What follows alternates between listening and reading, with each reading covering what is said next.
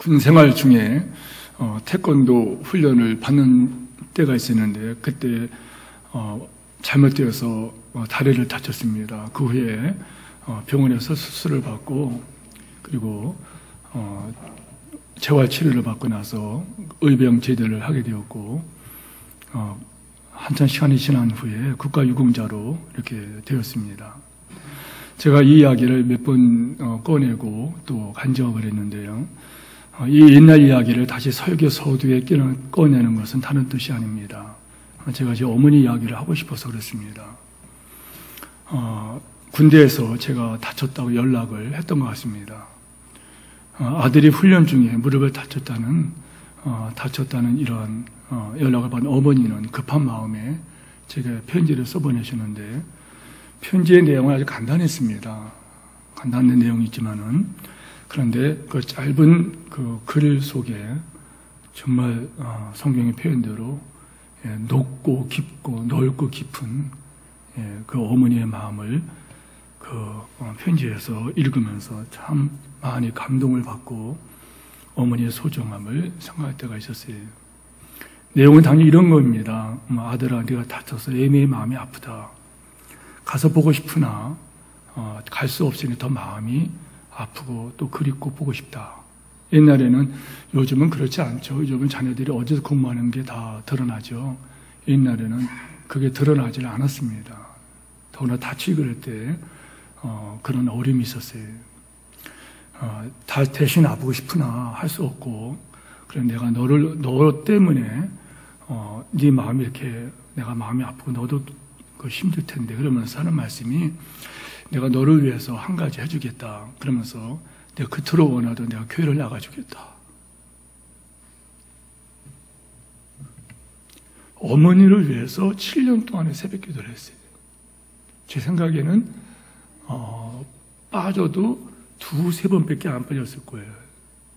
그 새벽 기도가 있는 동안은 제가 새벽 기도를 2-3번 빠진 후에는 아마 거의 나갔어요. 우리 어머니 예수 믿게 달라고. 근데 어머니께서는 제가 군대에서 다치는 이 사건을 통해서 그때 네가 그렇게 원하는 교회를 나가서 네 마음을 위로하겠다. 그리고 네가 믿는 그 하나님을 나도 믿겠다. 그리고 내가 주일뿐만 아니라 날마다 새벽 기도 나가도 기도하겠다. 많이 사랑한다. 뭐 대충 이런 내용이에요. 그 편지를 그거를 품에다가 늘 제가 간직을 했었습니다. 그리고 힘들 때마다 자기 수술 받고 재활을 할 때 군대 옛날, 요즘 모르겠습니다. 옛날 군대 병원은 전 세상 용어를 무식했어요. 저는 무릎 수술하다가 마취가 깨가지고 그냥 다리를 이렇게 묶어놓고서 강제로 누르고 그냥 수술까지 하고 그런 어떤 통증도 느껴봤습니다. 그런데 힘들 때마다 어머니의 편지를 읽고, 그리고 분가를 이제 결혼해서 분가를 하고 나서도 그 편지를 버리지 못하고 가끔씩 읽고 그랬어요. 그 편지를 왜 읽었냐면 편지를 볼 때마다 다른 사람 몰라도 저를 깊이 사랑하시는 어머니를 제가 거기서 느끼기 때문에 그래요. 일상에서 많은 분들이 지지해야 있지만은 어떤 상황에서도 내 편이 되어주시는 어머니, 어떤 상황에서도 바로 나를 사랑해 주시는 어머니, 내 허물을 가려주시고 연약함을 도와주시는 그 어머니의 사랑과 어머니의 그 마음을 읽을 때마다 힘을 얻기 때문에 그랬다는 거예요. 그래서 이제 군대에서 그 어려운 재활 속에서, 그 어떤 과정 속에서도 잘 받고 제대를 할 수 있었습니다. 편지 이야기를 끼는 건 다른 게 아니라 어떤 분이 이런 얘기 합니다. 성경은, 이건 지도다. 여러분 지도라는 거 알죠? 지도체. 여기서 부산 가고, 여기서 전라도 광주 간다. 여기서 서울로 간다. 그럴 때 옛날 같으면은 여러분 그 지도를 가지고서 이렇게 갔어요. 지금 내비로 가지만은 또 어떤 분은 성경을 그렇게 얘기합니다. 성경은 하나님의 편지다. 네, 이런 말을 했습니다. 성경은 하나님 말씀을 기록한 책입니다. 다시 말하면 제가 어머니의 편지를 보면서 그 편지에서 어머니가 어떤 분이시고 어떤 마음이 있으시고 어떤 것을 소원하시고 어떤 일을 하시는가를 알 수 있었던 것처럼 성경을 보면은 하나님이 어떤 분이신지 하나님께서 어떤 일을 하시는지 알 수가 있다는 거예요.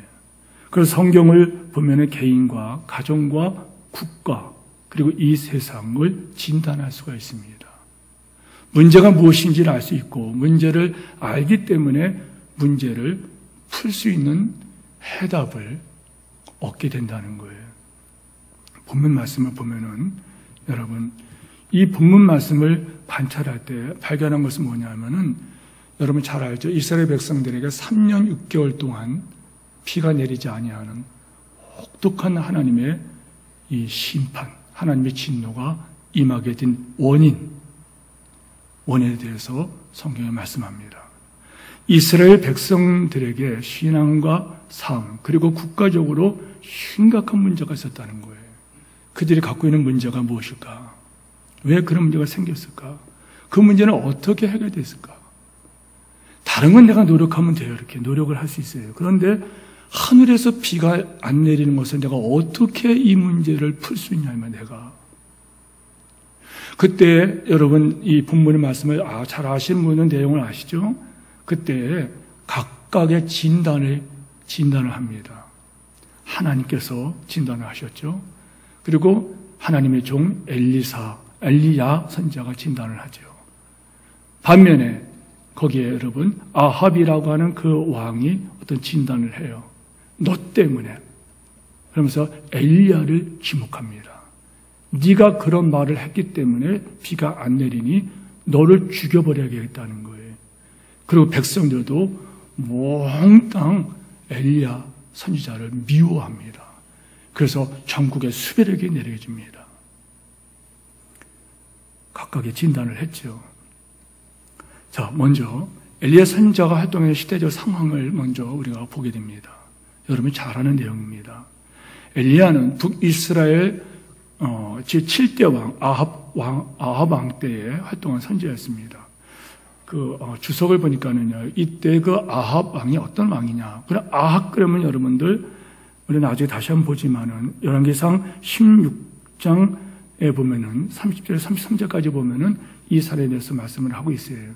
그런데, 여러분, 이 아합 그러면 나쁜 놈, 이렇게, 나쁜 사람이라는 이름 붙이기도 아까울 정도로 이 사람은 악길이었습니다.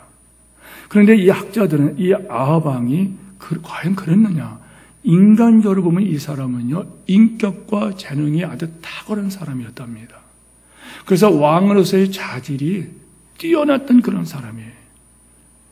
그런데 그런 그가 나중에 다시 살펴봅니다만은 이스라엘 왕 중에서, 북이스라엘 왕 중에서 가장 욕을 많이 먹는, 그리고 하나님 앞에서 악한 자라고 하면서 진노, 하나님의 진노가 그냥 쏟아부어지는 하나님의 진노 속으로 빠져들게 됐다는 거예요. 자기뿐만 아니라 그 백성들까지도 하나님의 진노 속으로 몰고 갔다는 겁니다. 아합 왕은 당시에 이스라엘 북쪽의 강대국이었던 피니키아와 그리고 시돈이라고 하는 그 나라와 국교를 맺습니다. 그리고 이것은 여러분 더 나가서 무슨 일이냐면 시돈 왕 엣바알 시돈의 왕의 엣바알 이름이 엣바알인데 그의 딸 이세벨을 왕으로 아합이 맞아들였다는 거예요. 이거는 정치적인 안정과 경제적인 이득을 위한 외교 목적으로 시돈 왕과 그렇게 했다는 거예요. 그러나 시돈 왕 입장에서는 달랐어요. 엣바알 생각은 달랐다는 거예요. 여러분 엣바알이라는 요 엣바알 여기 이름이 좀 특이하잖아요. 이게 뭐냐면요, 엣바알 이 말은 바알의 제사장 이런 말이에요. 다시 말하면 요즘 말하면 무당 같은 사람이에요. 예, 무당 같은 사람이에요. 바알과 아스토렛의 제사장을 겸한 왕으로서 그는 자기 딸 이세벨을 북이스라엘 왕 아합에게 시집을 보내게 되는데 그 목적이 있어요. 이세벨을 통해서 바알 신앙을 이스라엘에게 보급시킨다랄까요? 이스라엘을 우상으로 변화시키려고 목적이었어요. 한 가지 예를 들게요. 여러분, 적절한 예가 있어서 좀 제가 저기 옮겨왔어요. 여러분 중에 이런 말을 들어본 분이 계실 거예요. 39년 안에 프랑스는 이슬람 국가가 될 것이다. 네덜란드는 15년 안에 무슬림 인구가 반을 차지하게 될 것이다. 독일은 2050년도가 되면 무슬림 국가가 될 것이다. 이건 좀 오래됐지만은요, 11년 전에 나왔던 유튜브에 2009년도 유튜브에 올려진 무슬림 데모크라픽스라고 하는 무슬림 데모크라픽스, 그러니까 우리나라 말로 번역하면 무슬림의 인구 통계, 이런 그 동영상이 이렇게 하나 올라왔어요. 동영상의 주장인 그 내용은요, 충격적입니다. 그래서 얼마나 충격적인지 해당되는 국가들에게서는요, 거론된 프랑스, 네덜란드, 독일에서는 반박하는 성명서까지 냈다는 거예요. 그런데 이 동영상이 주장에 설득을 얻게 된 것은 여러분, 그게 현실이기 때문에 유럽 사람들은 아기를 낳지 않아요. 그래서 우리나라가 지금 인구가 줄어들었죠. 이제는요, 줄고 있죠. 태어난 아기보다 세상을 떠나신 분들이 더 많아졌어요. 여러분, 4월 통계인가 그 통계청 발표가 나왔잖아요. 인구가 지금 줄어들었습니다. 지금 유럽이 그렇다는 거예요. 아기를 낳지 않은 것과 달리 유럽에 들어간 이슬람 사람들은 4배, 5배까지 아기를 출산함으로 이슬람은 유럽에서 칼, 총, 테러, 폭탄 테러 같은 이런 거 없이 그냥 유럽 땅을 차지하게 된다. 이게 현실이에요.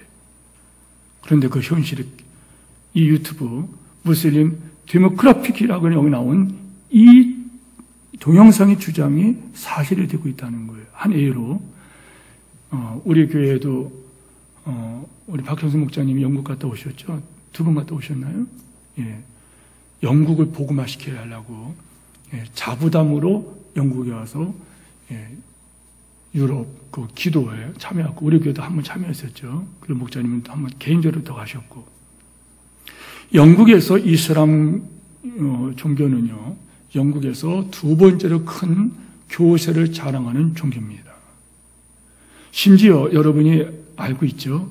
영국 런던 시장 샤디크 칸이라고 하는 이 사람이 최초의 무슬림인으로 영국 런던 시장으로 선출됐다는 거예요. 그리고 이 사실 때문에 영국이, 아니요, 유럽이 충격에 빠졌죠. 그리고 지금 여러분이 아는 것처럼 지금은 이 유럽은 무슬림의 영향력이 점점 커지고 있고요.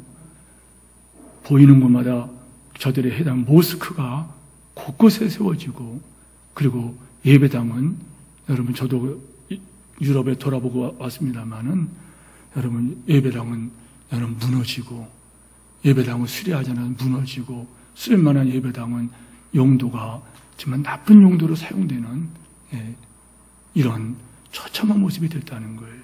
자, 이게 뭘 시사합니까? 마찬가지. 아합은 그 당시에 단지 정치적인 목적, 국가를 지키겠다, 경제적인 이득을 목적으로 시돈 나라 공주 이세벨과 결혼했지만은 이 시돈이라는 이 나라는 바알 아세라 종교를 보급하기 위해서 이세벨을 이스라엘로 시집 보냈다는 거예요. 시집을 왔어요. 아합에게 시집 왔을 때 그녀는 당연하게 갖고 들어온 것이 있어요. 뭘 갖고 들어왔나요? 바알 신상과 아세라 목상을 갖고 들어왔고, 남편으로 하여금 그것을 섬기도록 합니다. 그리고 후에는 궁궐에 있는 신하들로 하여금 다 섬기도록 합니다. 그리고 온 국민에게 우상 숭배를 강요합니다. 여러분, 열왕기상 16장 30절 33절까지 말씀을 다 성경 갖고 계시죠? 한번 보십시오. 어떤 말씀이 있나요? 오므리의 아들 아합이 그의 이전 모든 사람마다 여호와 보시기에 악을 더욱 행하여 느바스의 아들 여로보암의 죄를 따라 행하는 것을 오히려 가볍게 여겨 시돈 사람의 왕 엣바알의 딸 이세벨을 아내로 삼고 가서 바알을 섬겨 예배하고, 아합이 바알을 섬겨 예배했다는 거예요. 하나님을 떠났죠. 그리고 32절에 보면 사마리아에 건축한 바알의 신전 안에 바알을 위하여 제단을 쌓았다는 거예요. 33절 보면은 또 아세라 상을 만들었으니 그는 그 이전에 이스라엘 모든 왕보다 심히 이스라엘 하나님 여호와를 노하시게 하였더라. 진노하시게 하였더라. 성도 여러분, 아합 때문에 아합은 여러분 세상 눈으로 볼 때는 아합은 여러분 탁월한 그런 인물입니다. 그러나 하나님 시선으로 볼 때는 이 아합보다 악한 사람이 없다는 거예요. 아합보다 하나님이 마음을 아프게 한 사람이 없다는 거예요. 세상 사람 볼 때는 여러분 탁월한 정치 외교 그리고 경제를 이끌었던 사람이에요. 근데 하나님 눈으로 볼 때는 이 사람은 아주 악한 사람이었다는 거예요.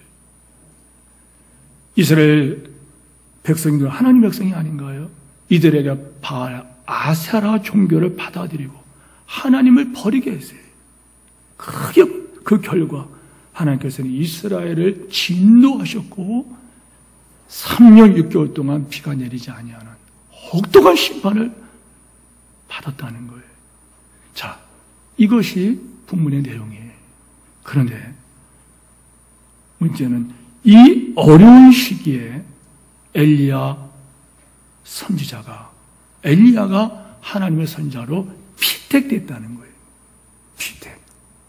부르심을 받았다는 거예요. 바로 그 시대에 부르심 받으면 주목해야 된다는 거예요. 보세요. 3년 6개월 동안 비가 안 온다? 우리는 지금 3년 6개월 동안 비가 안 와도 수돗물 물 나오는데 할 거예요. 그러나 여러분 옛날에는 안 그랬죠. 인간의 노력으로 도무지 해결할 수 없는 그런 어려운 그 상황 속에 아합도 신하들도 그리고 국민도 나라도 절망하고 있을 그때 하나님께서는 엘리야를 당신 일꾼으로 부르셨다는 거예요. 문제의 심각함이 뭔지 아십니까? 여러분, 하나님의 자기 백성이 이스라엘이 우상을 숭배하면서도 그것이 얼마나 큰 죄고 하나님께 도전하는 하나님의 진노 심판을 쌓고 있는지 알지를 못하고 있다는 거예요. 그 결과 그들은 하나님의 심판을 지금 받았다는 거예요. 하나님의 진노를 지금 받고 하나님의 진노가 그에 머물러 있다는 거예요. 그 결과는 3년 6개월 동안 비가 안 오고 있다는 거예요. 지금 바로 그때 하나님께서는 엘리야를 부르셨다는 것은 우리에게 많은 생각을 하게 아니요, 큰 도전이 된다는 거예요. 좁혀서 말하면 우리 교회 한국관계 성도 가운데 피택 되신 분들, 피택 장로님, 피택 안수 집사님들, 피택 권사님들, 명예 권사님들, 하나님께서 왜 이 어려운 때 교회적으로, 나라적으로, 전 세계적으로 어려울 때 왜 나를 하나님께서 피택하셨느냐, 선택하셨느냐? 왜 이때 주께로부터 여러분들이 부르심을 받았느냐? 목회자로 적용하면 아마 최근에 우리 교회 오신 김성용 목사님이 왜 이때에 하나님께서 이 교회로 보내주셨습니까? 그리고 우리 모두 마찬가지. 왜 이때에 여러분들은 예수 믿는 자로 파송받은 자로서 보냄받은 자로서 출장 인생을 이 시대에 살게 되느냐? 오늘 본문 말씀은 두 번째는 누가 진짜 신냐? 누가 진짜 신이냐? 누가 거짓 신인가? 오늘 엘리야 선지자가 바알 아세라 숭배자들, 선지자 850명과 소위 종교 대결을 펼치게 됩니다.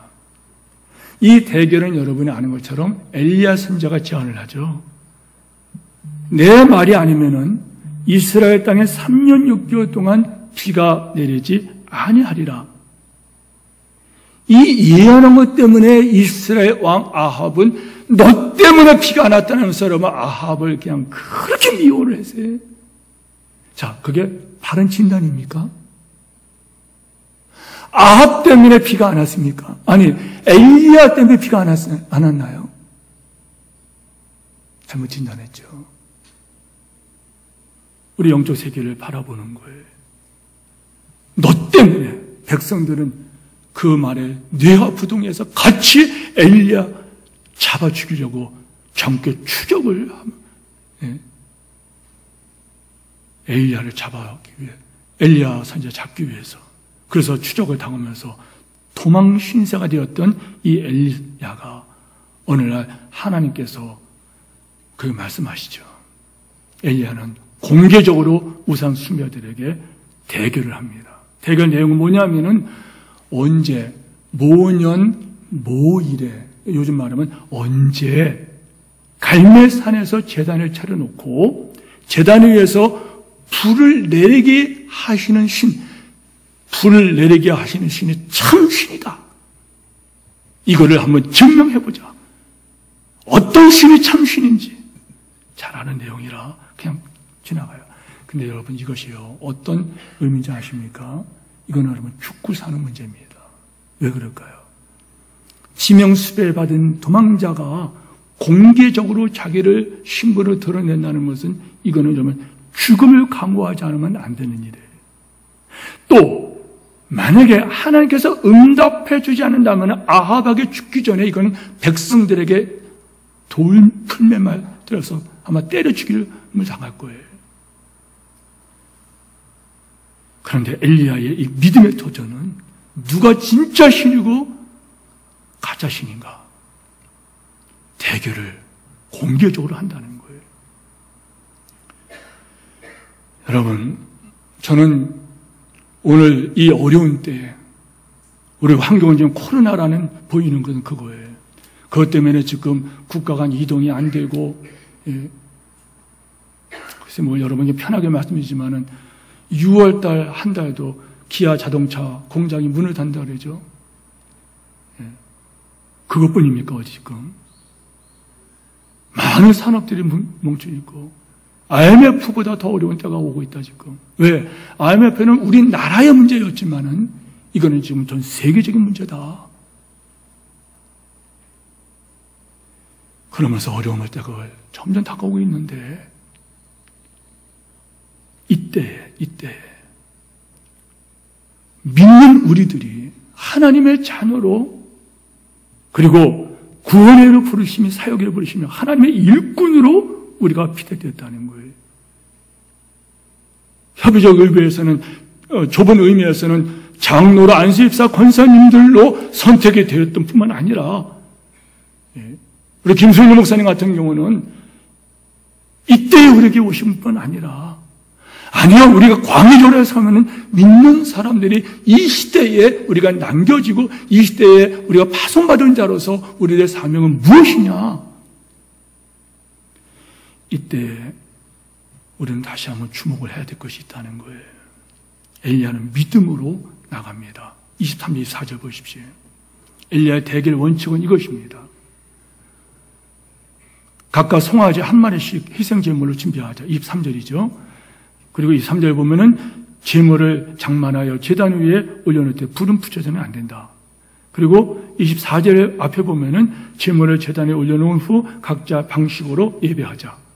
넷째, 그렇게 예배하여 제물에 불이 내려와서 태우는 그 신이 진짜 신이다. 그렇게 인정하자. 합의하고 드디어 대결을 시작합니다. 자, 이제는 거짓신과 참신, 거짓과 참 하나님, 드러나는 때입니다. 이 어려움의 때에 과연 우리가 어떻게 살아야 되느냐? 뭘 의지해야 되느냐? 살 길이 뭐냐?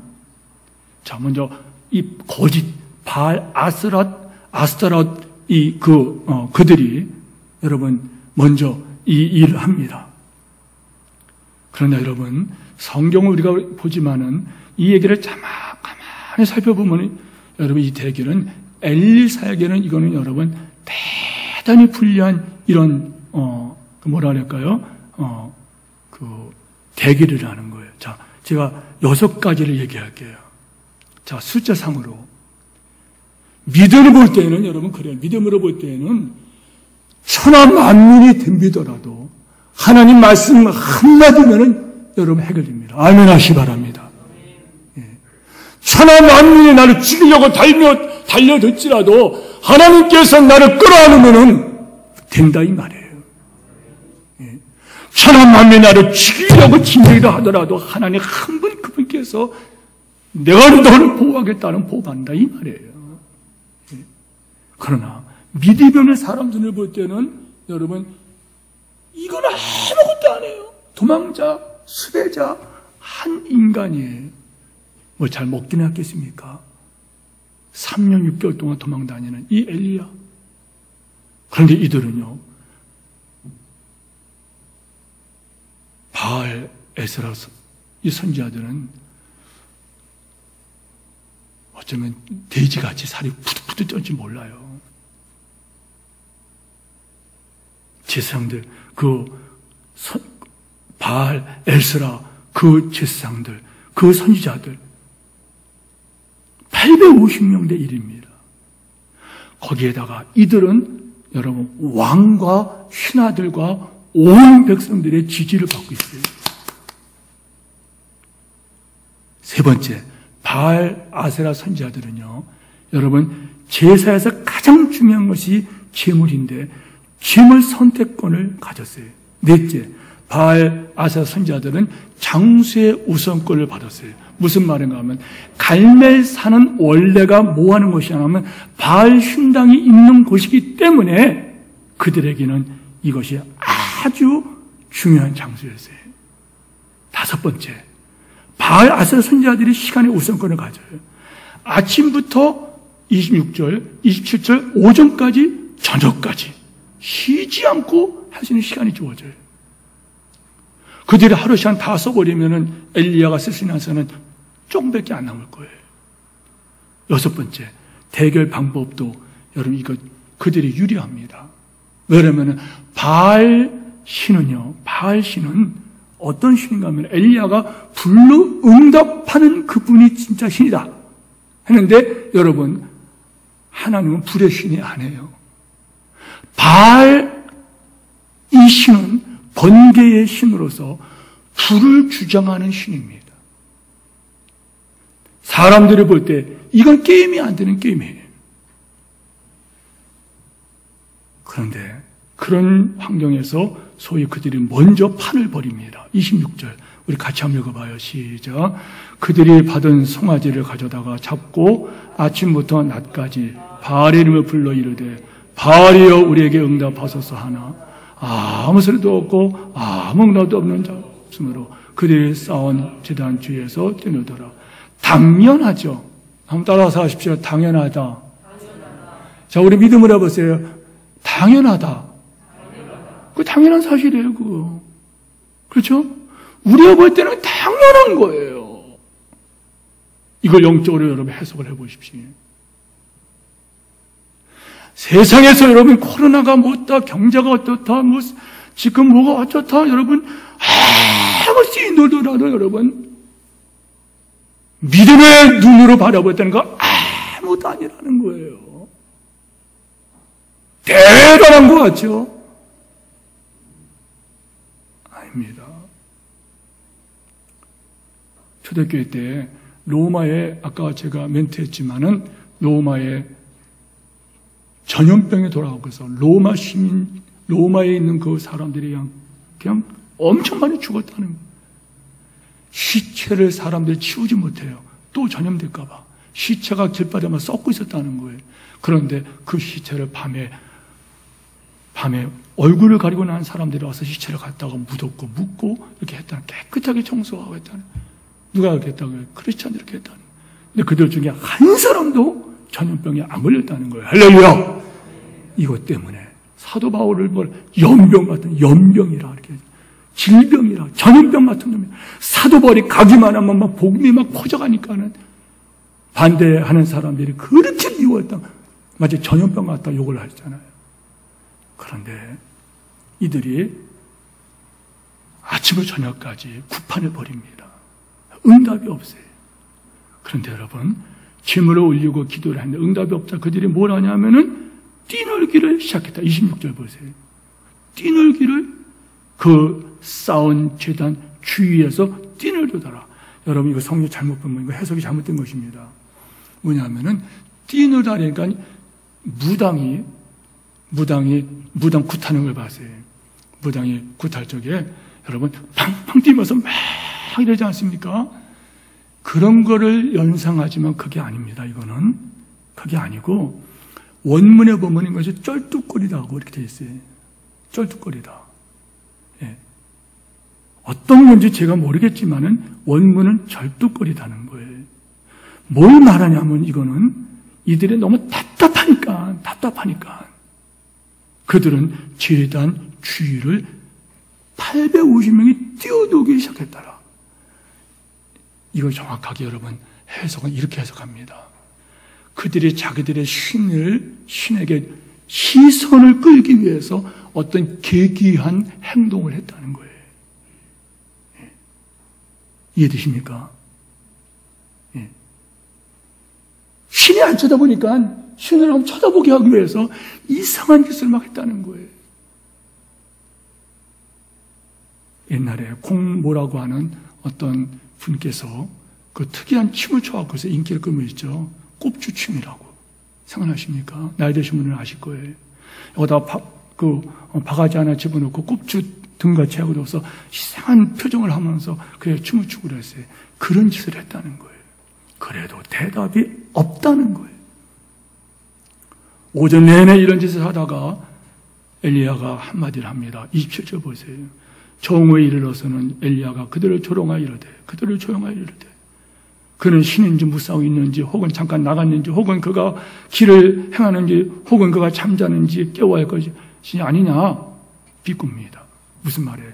우상은 아무것도 못한다. 결국에 그 다 우상 아무것도 아니라는 거예요. 이러니까는 그들이 더 미쳐서 날뜁니다. 28절 29절 보세요. 이에 그들이 큰 소리를 부르고 그들의 귀를 따라 어떻게 해요? 피가 흐르기까지 칼과 창으로 그들의 몸을 막 상하게 했다는 거예요. 얼마 전에 그 무슬림의 그 라마단 그런 거 있지 않습니까?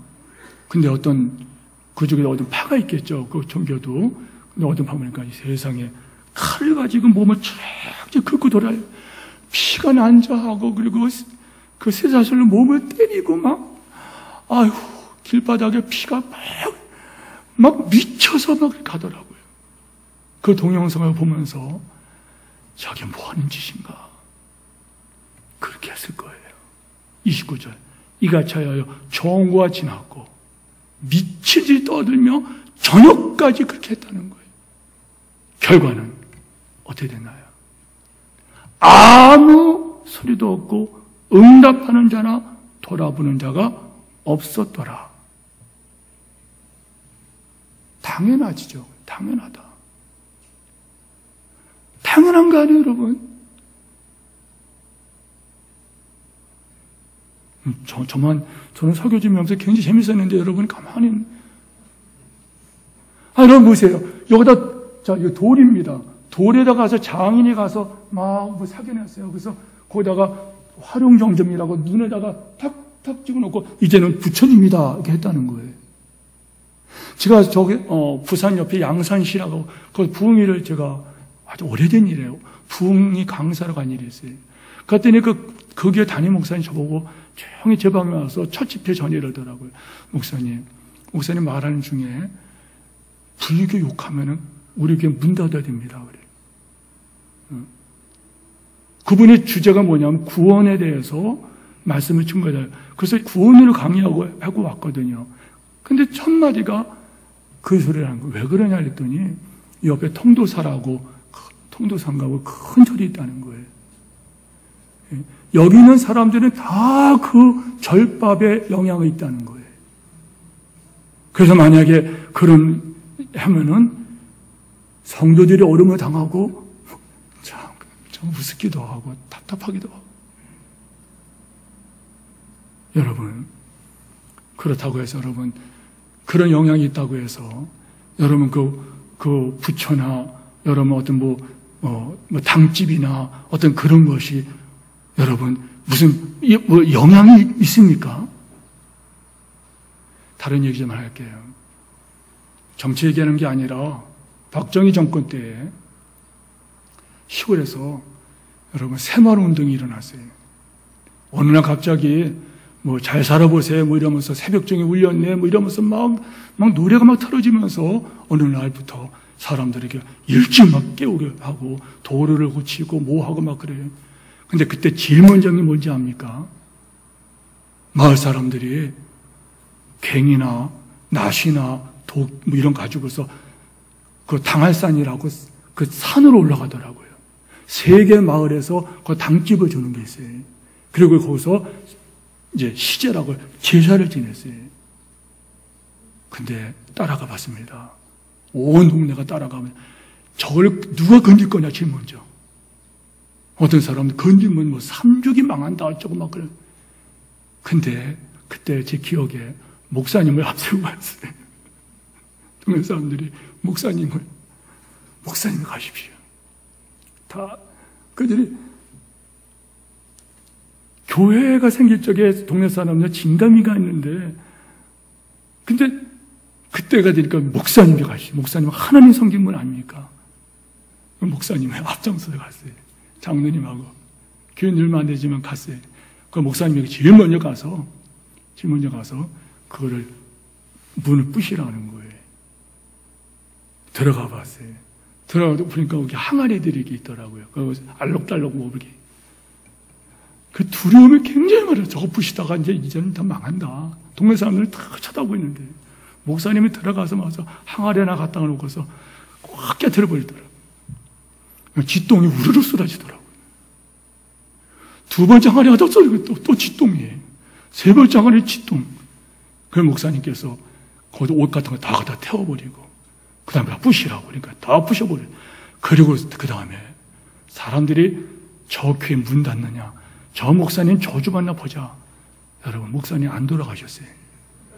그리고 그 교회가 부흥을 해갖고서 시골 흙집이 다 돼버리고 그 다음에 그 햇가루로 붙이는 집이 됐어요. 기와집이 올려서 교회가. 할렐루야. 3개 교회가 3개 마을이 교회를 크게 지게 됐어요. 그래서 몇 년 전에 시골 가봤더니, 고향 가봤더니 그 교회가 5개 교회를 개척을 했더라고요. 그 교회가 큰 교회들이 됐더라고요. 할렐루야! 여러분, 당집 헐었다고. 예, 그리고 동네마다 무당이 있었는데요. 또 아이러니하게 그 무당, 제 동네, 담 넘어라고 하는 제 동네의 무당집은 또 제 아버지하고 친척이에요. 우리 친척집이에요. 여러분 그거 아십니까? 배뱅이 굿 타던 이은관 씨의 친척이에요. 그 사람이. 유명한 백수무당이에요. 그런데 놀라운 것은 여러분, 새마을 운동하면서 그런 사람 다 쫓아버렸어요. 다 무당짓 다 해버리고, 그 무당에게 동네 사람들 쌀가다 주고 무당짓 하지 말라고. 그런데 여러분, 그 자녀들이 너무 놀라운 것은 여러분, 그 무당, 박수무당 할아버지, 아버지, 어머니, 그리고 딸, 다 예수 믿고 그 딸이 이은자라고 여러분 저 만수교회, 인천 만수교회 감리교회 전도사가 됐어요. 그리고 얼마나 크게 복을 받는지 몰라. 성도 여러분, 아무 소리도 없고 응답하는 자나, 예, 아무도 돌아보는 자가 없었더라.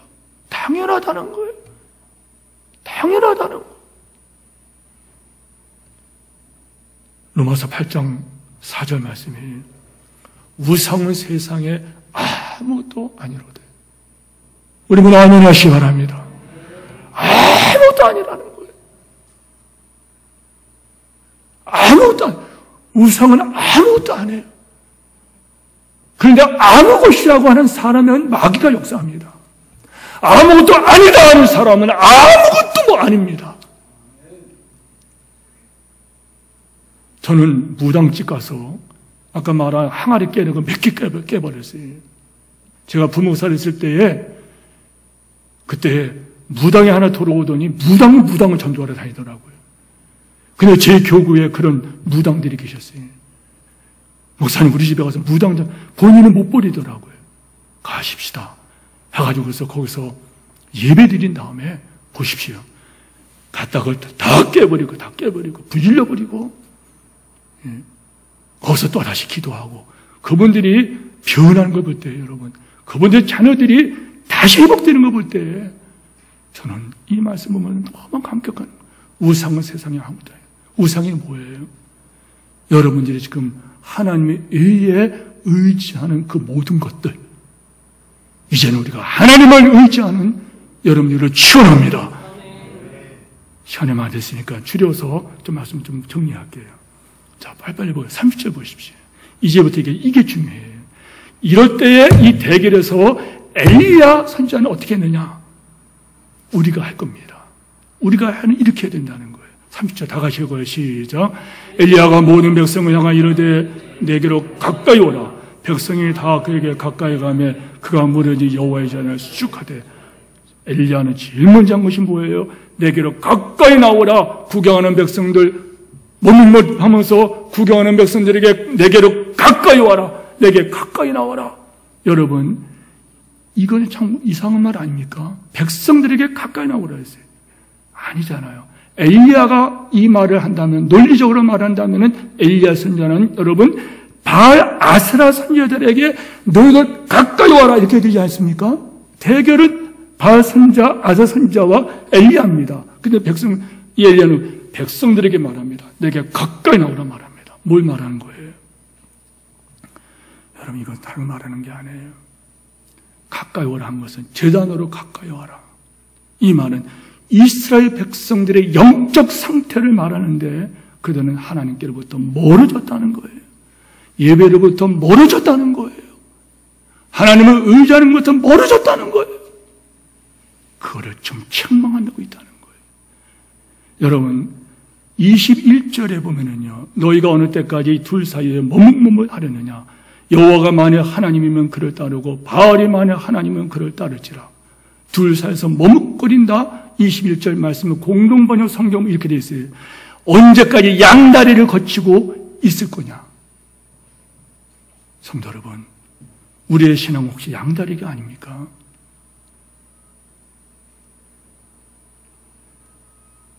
주일 성수하십시오. 목사님 형편이 이렇습니다. 새벽에도 나오세요. 목사님 이런 것 때문에 11조 하셔야 됩니다. 목사님 뭐 때문에? 목자하십시오. 뭐 때문에? 양다리 신앙. 요한계시록에 이렇게 경고했습니다. 라오디아 교회가 지금 내가 네 행위를 아노니 네가 차지도 아니하고 뜨겁지도 아니하도다. 네가 차든지 뜨겁지도 하기를 원하노라. 네가 이같이 미지근하여 뜨겁지도 아니하여 차져. 내가 내 입에서 너를 토하여 치리라. 오늘 하나님께서 우리를 보면 뭐라 그러실까요? 이 코로나 위기라고 하는 위기, 그리고 뭔가 들려지는 이 흉흉한 소식들, 이 현실이 아닙니까? 3년 6개월에 비가 오지 않은 그 참혹한 현실, 영적 진단을 잘못하고 있는 저 아합, 바알 아세라 선지자들, 백성들. 그러나 그 중에서 오직 한 사람, 선택받은 이 엘리야는 뭘 하냐 이 말이에요. 그는 하나님을 선택합니다. 그리고 하나님께 가까이 나오라고 말합니다. 그리고 3절 말씀 다시 보세요. 두 번째 한 것이 뭡니까? 가까이 가매, 백성이 다 그에게 가까이 가매 그가 무너진 여호와의 제단을 수축하되. 무슨 말이에요? 아방이 허물어버린 그 하나님의 제단을, 그대로 방치되어 있는 그거를 다시 쌓아라는 거예요. 이거는 여러분 굉장히 의도적인 것입니다. 엘리야는 제단 쌓는 이 일을 통해서 백성을 경고하고 있는 것입니다. 제단이 무너졌다는 거예요. 오늘 우리를 말하면은 내 심령에 하나님 사랑하는 것이 무너졌다는 거예요. 내 심령에 기도의 제단이 무너졌다는 거예요. 여러분, 예배가 없어졌다는 거예요. 뭘 말하는 거예요? 예배가 없어졌다는 것은 하나님의 살아계심과 그분의 통치를 인정하지 않는다는 거예요. 예배 회복은 단순히 예배 참여하는 것보다 깊은 마음에, 성도 여러분, 예배 회복의 중요성이 뭡니까? 제단이 무너짐으로 이스라엘 결과가 드러나는 거예요. 여러분이 하나님의 예배의 제단이 무너지고 기도의 제단이 무너지고 헌신의 제단이 무너지면 어떻게 되느냐? 이스라엘 국가가 어떻게 됐나요? 문제가 없나요? 일이 풀렸습니까? 3년 6개월 동안 비가 안 내려요. 그런데 그들은 진단을 잘못했다는 거예요. 여러분, 이것은 오늘 우리들에게 하는 경고입니다. 여러분 신앙과 삶에 문제가 없나요? 만일 문제가 있고 아픔이 있고 어려움이 있다면 그 원인이 뭘까요? 개인과 가정이 일어나는 모든 갈등과 분열과 아픔과 상처, 오해, 원인이 뭘까요? 여러분 마음속에 있는 어떤 우울증, 열등감 원인이 뭘까요? 진단은 하나예요. 제단이 무너졌다는 거예요. 제단을 회복하는 여러분들에게 축원합니다. 세 번째, 하나님께 가까이 나와라. 제단을 회복하라. 세 번째는 여러분 뭐라고 말합니까? 제단 둘레에 도랑을 만들고 제단 위에 나무를 쌓고 그 위에 희생 송아지 제물을 끄덕서 올려놓고 그 다음에 뭐합니까? 32절 33절 뭐라고 합니까? 물통 4개를 내놓더니 그 물통에 물을 채워가지고 제단에 부으라. 그리고 3번이나 부으라. 이렇게 말합니다. 다시 말하면 여러분 12통을 물을 붓다는 거예요. 시간이 있으면 여기 대해서 말씀드리겠지만은 시간이 가기 때문에 더 말씀 안 드릴게요. 뭘 말씀드리고 싶냐면은 여러분 3년 6개월 동안 비가 안 왔어요. 그럼 12통의 이 물은 어디서 나왔을까요? 어디서 그 물을 왔을까요? 더나 갈멜산 꼭대기입니다. 이 해석은 한 가지밖에 없어요. 사는 길은 뭐냐? 순종이라는 거예요. 환경이 아무리 어렵고 상황이 어렵고 이유를 대도 타당한 이유가 되겠지만은 물을 갖다 부으라. 순종입니다. 순종에는 기적이 나타납니다. 말씀을 맺으면서 사는 성도 여러분, 사도 바울이 이런 얘기를 합니다. 고린도후서 13장 5절 말씀인데 다음 따라서 하십시오. 너희는 믿음 안에 있는가? 너희는 믿음 안에 있는가? 너희 자신을 시험하고 너희 자신을 스스로 확증하라. 이렇게 말씀했어요. 너희가 지금 믿음 안에 있느냐? 너희가 지금 믿음으로 사느냐? 확증해보라는 거예요. 이엠 바운지의 기도의 불평가라는 책에서 옮겨온 글입니다. 들어보십시오. 기도하지 않는 것은 하나님을 부인하는 것이며 그분의 존재를 부인하는 것이요 그 이름을 부인하는 것이다. 기도에 게으른 사람은 믿음과 사랑을 잃어버리고 결국 기도 자체를 잃어버린다. 기도하지 않으면 치명적인 신앙의 태도에 빠지고 하나님에서 멀어지게 된다. 기도는 하나님의 뜻이 이루는 것이 아니라 기도는 하나님의 뜻이 이루어지는 것을 바라며 끊임없이 하나님을 바라보고 절대적으로 그분을 의지하는 것이다. 기도는 하나님 안에 거하며 하나님과 함께 행하고 하나님을 의지하며 하나님께 순종하는 믿음이다. 기도는 하나님이 도움이 필요하다고 느끼고 그분의 채워주심을 간절히 구하는 것이다. 기도하지 않는 사람은 하나님의 도우심을 거절하는 것이다. 이런 사람은 하나님께서 돕기 원하셔도 도울 수가 없기에 비참한 것이다. 성도 여러분, 다시 한번 여러분이 하나님께 가까이 가시기를 축원합니다. 다시 한번 여러분이 하나님 앞에서 여러분이 무너진 제단을 수축하기를 축원합니다. 그리고 하나님 말씀에 순종하기를 축원합니다. 거기는 기적이 나타납니다.